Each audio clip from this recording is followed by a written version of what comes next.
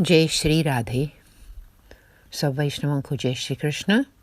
Continuing with our biographies of the 252 Vaishnava disciples of Sri Gosai with, on day 160, with Varta 140, the story of Haridas who killed his son for the sake of Mohandas, Bhav Prakash. This Haridas is a devotee of Tamasi disposition. In the eternal Leela, his name is Shravan Priya, who always deeply enjoyed hearing the singing of Sri Thakurji's praises.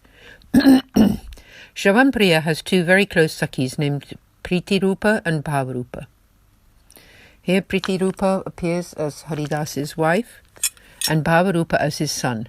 Shravan Priya is a Sakhi of Kandarpa and manifests from her and is thus a form of her divine loving sentiment. Haridas was born to a merchant in a village in Gujarat. His parents got him married, and when he was only 15, his wife was beautiful and ethical too. They had a son, after which Haridas's parents died. Haridas had a friend named Mohandas. He lived about 40 miles from Haridas's village. They began to make business together and became friends. Once Sri Gosai was on his way to Dwarka and he passed through Mohandas's village. Mohandas saw Sri Gosai and had the vision of him as the Supreme Lord Krishna. He said to himself, "Today I have seen the one they call Kanhaiya standing in front of me. It would be the best thing to take shelter in him and fulfill my life purpose." Mohandas requested Sri Gosai to accept him as a disciple. "It is my greatest fortune that today I have had the holy sight of my beloved Krishna. O Maharaj, please bless me soon." Sri Gosai initiated him with the Lord's name and Brahma Sambandh. He then went home and said to his wife, "Oh, come quickly, I have had the holy sight of Sri Krishna." His wife was a divine soul and followed her husband to Sri Gosai, who also initiated her with the Lord's name and Brahma Sambandh. Mohandas then inquired of Sri Gosai, "What is my duty now? Please tell me." Sri Gosai instructed them both to serve the Lord. Mohandas asked him to give them a Sri Thakurji Swarupa. Sri Gosai presented them with one Swarupa of child Krishna and made them responsible for his Seva. He taught them all the ways of Seva and also taught them how to serve the Lord in their hearts and minds as well. Sri Gosai proceeded to Dwarka and Mohandas began to serve the Sri Thakurji in the mood of the Vraja devotees. All the Lord's pastimes entered his heart, and the Lord granted him his direct experience. One day, Mohandas and Haridas met. Mohandas told him it would be a good idea for him to become Sri Gosai's disciple. He said, "I have been initiated. Sri Gosai is the child Krishna himself." Haridas replied, "Yes, please help me to also get initiated. I would like to be in Sri Gosai's Seva." Mohandas told him that Sri Gosai had gone to Dwarka but that he would soon be returning via his village. "I will tell you when he is coming." Some time later, Sri Gosai did set out from Dwarka and set up camp in Mohandas's village. Mohandas informed Haridas of his arrival and told him to come there soon. Mohandas then invited Sri Gosai to stay in his home, where he stayed for 4 days. Haridas arrived there within that time. Mohandas told Sri Gosai, "Haridas is a divine soul and would like to take refuge in you." Sri Gosai initiated Haridas with the Lord's name and Brahma Sambandh.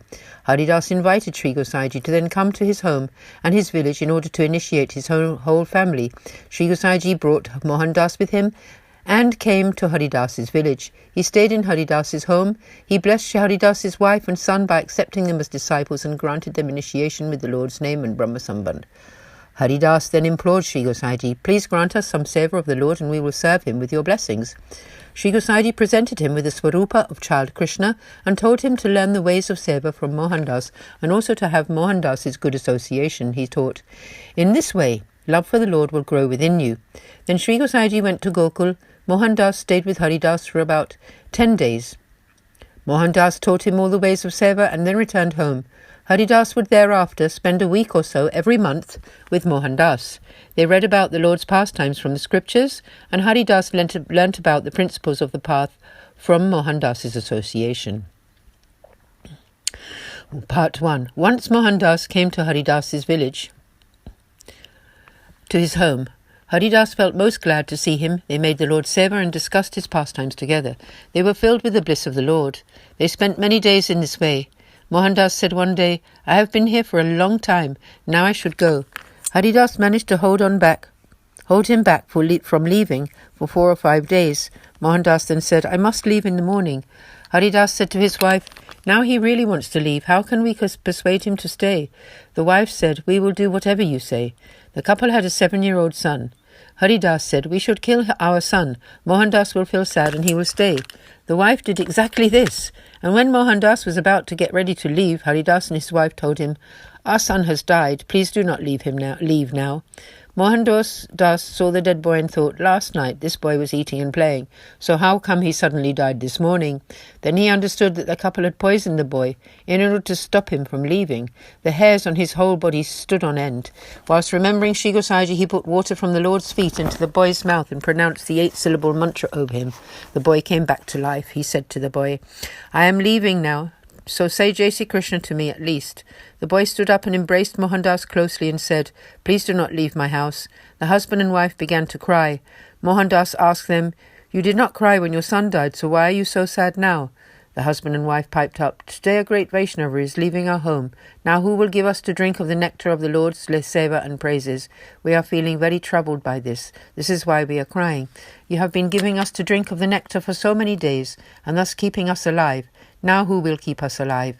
Hearing this, Mohandas said, "I shall always live close to you. I shall bring my wife and our Sri Thakurji Seva here and live with you. Have no anxiety." Afterwards, Mohandas did exactly as he had promised. He and his wife, together with their Sri Thakurji, left their village and came to live with Haridas and his wife. They never left for as long as they lived. Mohandas and Haridas always served the Lord and shared divine satsang together.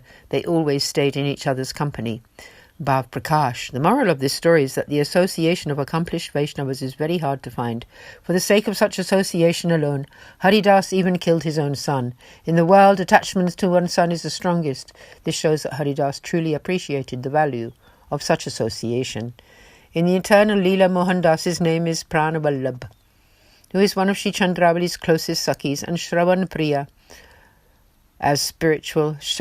Priya's spiritual benefactor. Pranavallabh has excessive love for Shravan Priya. Therefore, on this earthly plane, Mohandas had so much spiritual attachment to Haridas.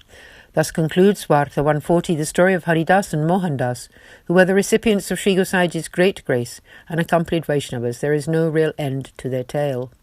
Varta 141, the story of Devji Bai, a merchant from Porbandar. Bhav Prakash. He is a devotee of Rajasi disposition. In the eternal Leela, his name is Gunapriya. Gunapriya recites the qualities of the Lord endlessly with much affection. She manifests from Kandarpa and is thus a form of her divine loving sentiment. Devji Bai was born into the family of a wealth merchant in Porbandar. He developed a taste for listening to divine discourse right from the young age of 5. He would go to wherever there was such a discourse being held and was addicted to it. He reached the age of 22 when his parents died. He left home to go and have the holy sight of Sri Ranchorlalji in Dwarka. It took him a few days to get there, and he had the holy sight of the Lord. He asked everyone he met there, "Is there a satsang anywhere nearby where I can listen to divine discourse?" At that time, Sri Gosaiji was in Dwarkaji, and he used to give discourse of Sri Acharyaji's Subodhini every day. One Vaishnav informed Devji Bai of this, and he asked them to take him to the place. He said, "I cannot live without listening to such discourses." The Vaishnava took him to where Sri Gosaiji was speaking. Devji Bai listened to the discourse and immediately realized that he was listening to a great master.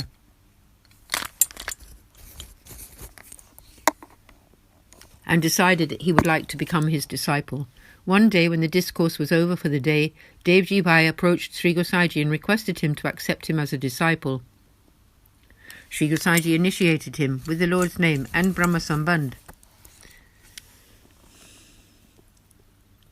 Thereafter, Devji Bai inquired, "What is my duty now?"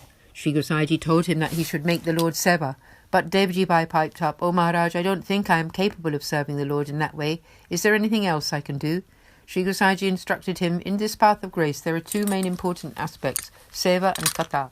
Decide which of these you would be able to continue for the whole of your life, and then do that, but you must never miss a day." Devji Bai replied, "Oh Maharaj, I am addicted to listening to divine discourse. If you so command, I shall continuously listen to such discourse." Sri Gosaiji told him, "O Devji Bai, every day go to the Vaishnava satsang, and there you can listen to the stories of the Lord's pastimes and never let up or lessen your attendance. In this way you will soon begin to grasp the meaning and purpose of this path of grace." Devji Bai stayed for some more time and listened to the divine discourse from Sri Gosaiji himself. He then took his leave and returned to Porbandar. We will continue with part 1 of Varta 141 tomorrow. Devji Bhai from Porbandar. So, pausing here until then. Shri Gosai Ji ki jai, Sab Vaishnavan ko jai Shri Krishna, Jai Jai Shri Radhe.